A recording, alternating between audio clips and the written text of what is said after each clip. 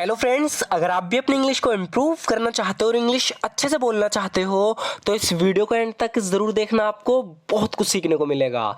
So friends, video शुरू करने से पहले मैं बस आपको इतना बता देना चाहता हूँ कि अगर आप भी पुराने सेंटेंस की प्रैक्टिस करना चाहते हो, जो वीडियो हमने सालों पहले बनाई थी जिसमें काफ़ी यूजफुल सेंटेंस थे, उनके हम यहाँ पर रिपीट कर रहे हैं उन सेंटेंस को, ताकि प्रैक्टिस भी होती रहे। क्योंकि अगर हम भूल गए उन सेंटेंस को तो उसका कोई फ़ायदा है नहीं।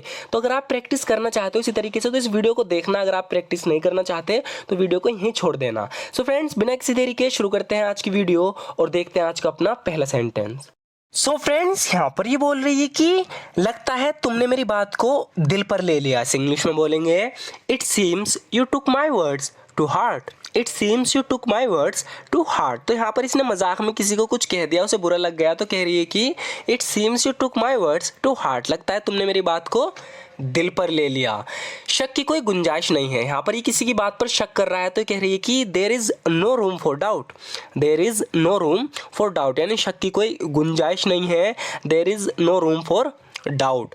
अगर वो ऐसा कहता है तो सच ही होगा। If he says so must be true. If he says so must be true, कह रही है कि अगर वो ऐसा कहता है तो सच ही होगा। If he says so must be true. मैं तो बस तुमसे मजाक कर रही थी। I was just kidding with you. I was just kidding with you, यानी मैं तो बस तुमसे मजाक कर रही थी। I was just kidding with you. इससे ज़्यादा मैं तुम्हें कुछ नहीं बता सकता। इसे इंग्लिश में बोलेंगे I can't tell you much more than that. I can't tell you much more than that, यानी इससे ज़्यादा मैं तुम्हें कुछ नहीं बता सकता। I can't tell you much more than that. सब कुछ उसी की मर्जी से किया गया था। इसे इंग्लिश में बोलेंगे everything was done according to his will. Everything was done according to his will, यानी सब कुछ उसी की मर्जी से किया गया था। Everything was done according to his will. लगता है यहाँ सभी को क्रिकेट पसंद है। तो इस इंग्लिश में बोलेंगे it seems that everybody likes cricket है। It seems that everybody likes cricket है, यानी लगता है सभी को क्रिकेट पसंद है। It seems that everybody likes cricket here. मैं तुम्हारा दोस्त हूँ और हमेशा रहूँगा। इस इंग्लिश में बोलेंगे I am your friend and will always remain so. I am your friend and will always remain सो, यानी मैं तुम्हारा दोस्त हूँ और हमेशा रहूँगा। I am your friend and will always remain सो। बस याद रखना मैं हमेशा तुम्हारे साथ हूँ। Just remember I am always with you. Just remember I am always with you, कह रहा है कि बस याद रखना मैं हमेशा तुम्हारे साथ हूँ। Just remember I am always with you. तो तुम कह रहे हो मैं झूठ बोल रहा हूँ। इसकी बात सुनकर सामने वाला हंसने लगा तो इससे कह रहा है कि so you are saying I am lying. So you are saying I am lying, तुम कह रहे हो मैं झूठ बोल रहा हूँ। इसने इससे कहा कि मुझे भूत दिखा है तो हंस रहा है, तो कह रहा है कि so you are saying I am lying, तो तुम कह रहे हो मैं झूठ बोल रहा हूँ। आजकल कोई भी भूत प्रेत पर विश्वास नहीं करता। इस इंग्लिश में बोलेंगे now days nobody believes in ghosts. Now days nobody believes in ghosts, इसे समझा रहा है, कह रहा है कि आजकल कोई भी भूत प्रेत पर विश्वास नहीं करता। Now days nobody believes in ghosts. काश तुम वो देख पाते जो मैंने देखा। इसे इंग्लिश में बोलेंगे I wish you could see what I have seen. I wish you could see what I have seen, कह रहा है कि काश तुम वो देख पाते जो मैंने देखा है। I wish you could see what I have seen. जो तुम कह रहे हो उसका कोई मतलब नहीं बनता। इस इंग्लिश में बोलेंगे what you are saying doesn't make any sense.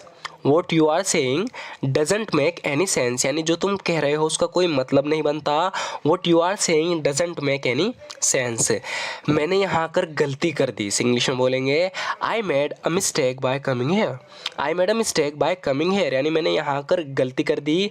I made a mistake by coming here. अगर ज़रूरी नहीं होता तो मैं नहीं जाती। तो कोई इससे पूछ रहा है कि क्या तुम्हारा जाना ज़रूरी है, तो कह रही है कि if it wasn't necessary I wouldn't go.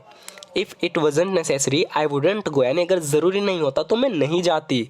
If it wasn't necessary I wouldn't go. क्या तुम्हारा वहाँ जाना सच में, कह रही है कि क्या तुम्हारा वहाँ सच में अकेला जाना ज़रूरी है। Is it necessary for you to go there alone. Is it necessary for you to go there alone, क्या तुम्हारा वहाँ अकेला जाना ज़रूरी है। Is it necessary for you to go there alone. मेरे सामने अच्छे बनने की कोशिश मत करो। तो कोई बुरा आदमी है, मतलब अच्छे काम नहीं करता, लेकिन इसके सामने वो अच्छा बनने की कोशिश कर रहा है, तो इससे कह रहा है कि don't pretend to be good in front of me. Don't pretend to be good in front of me, यानी मेरे सामने अच्छे बनने की कोशिश मत करो।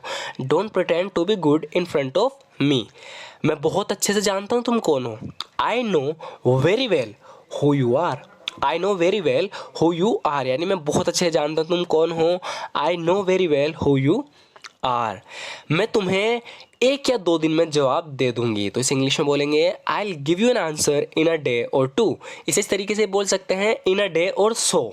इन अ डे और 2 दोनों का मतलब एक ही है, 1 या 2 दिन में। कह रही कि I will give you an answer in a day और 2, यानी मैं 1 या 2 दिन में तुम्हें जवाब दे दूंगी। I will give you an answer in a day और 2। लगता है टिकट खो गया है। इसे इंग्लिश में बोलेंगे the ticket seems to have got lost. The ticket seems to have got lost. तो इसे किसी ने टिकट दिया था रखने को, इसने उसका टिकट खो दिया, तो अब उससे कह रही है कि the ticket seems to have got lost, यानी लगता है टिकट खो गया है। ऐसी चीज़ हर जगह नहीं मिलती। तो यहाँ पर इसे कोई अजीब सी चीज़ देखने को मिली। बोल रहा है कि such a thing can not be found everywhere. Such a thing can not be found everywhere, यानी ऐसी चीज़ हर जगह नहीं मिलती। Such a thing can not be found everywhere. कितनी खूबसूरत जगह है ये। इस इंग्लिश में बोलेंगे what a beautiful place is this.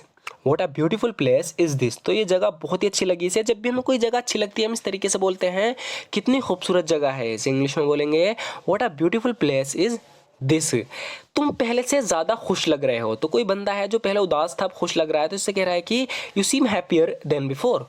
You seem happier than before. तो जब भी आपको किसी से बोलना है कि आप पहले से ज़्यादा खुश लग रहे हो तो आप बोलोगे you seem happier than before. अगर मेरे पिता को कुछ हो गया तो मैं क्या करूँगी। इसके पिता को अभी कुछ हुआ नहीं है, बस तबीयत सी ख़राब है, तो अभी से ऐसे सोच रही है कि अगर मेरे पिता को कुछ हो गया तो मैं क्या करूँगी। तो जब भी इस तरीके से हम बोलते हैं तो हम सेकंड कंडीशनल सेंटेंस का यूज़ करते हैं। सबसे पहले तो यहाँ वुड का यूज़ होगा व्हाट वुड आई डू, मैं क्या करूँगी। इफ़ समथिंग हैपेंड, तो यहाँ पास्ट की सेकंड फॉर्म का यूज़ होगा क्योंकि ये सेकंड कंडीशनल सेंटेंस है। What would I do if something happened to my father, अगर मेरे पिता को कुछ हो गया तो मैं क्या करूँगी।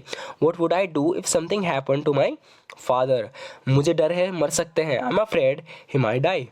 कह रही कि I am afraid he might die, यानी मुझे डर है वो मर सकते हैं। I am afraid he might die. मैं इसका मुश्किल से ही कभी इस्तेमाल करता हूँ। तो इसके पास कोई कैमरा है, किसी को दे रहा है, कह रहा है कि तुम रख लो, मैं इसका मुश्किल से ही कभी इस्तेमाल करता हूँ। मुश्किल से ही कभी, इसके लिए यूज़ करेंगे सेल्डम इफ़ एवर। कह रहा है कि I seldom if ever use it. I seldom if ever use it, यानी मैं इसका मुश्किल से ही कभी इस्तेमाल करता हूँ। तुम अपने ही लोगों को कैसे मार सकते हो। इस इंग्लिश में बोलेंगे how could you kill your own people. How could you kill your own people, यानी तुम अपने ही लोगों को कैसे मार सकते हो। How could you kill your own people.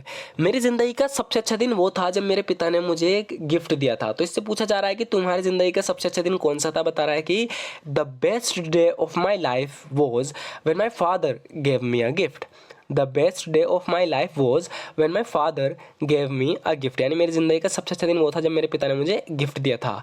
चीज़ें प्लान के मुताबिक नहीं गई। इसने कोई प्लान किया था लेकिन सब कुछ गड़बड़ हो गया, इसके प्लान के हिसाब से कुछ नहीं गया। तो बोल रहा है कि things didn't go as planned. Things didn't go as planned, यानी जैसे हमने प्लान किया था चीज़ें ऐसी नहीं गई। Things didn't go as planned.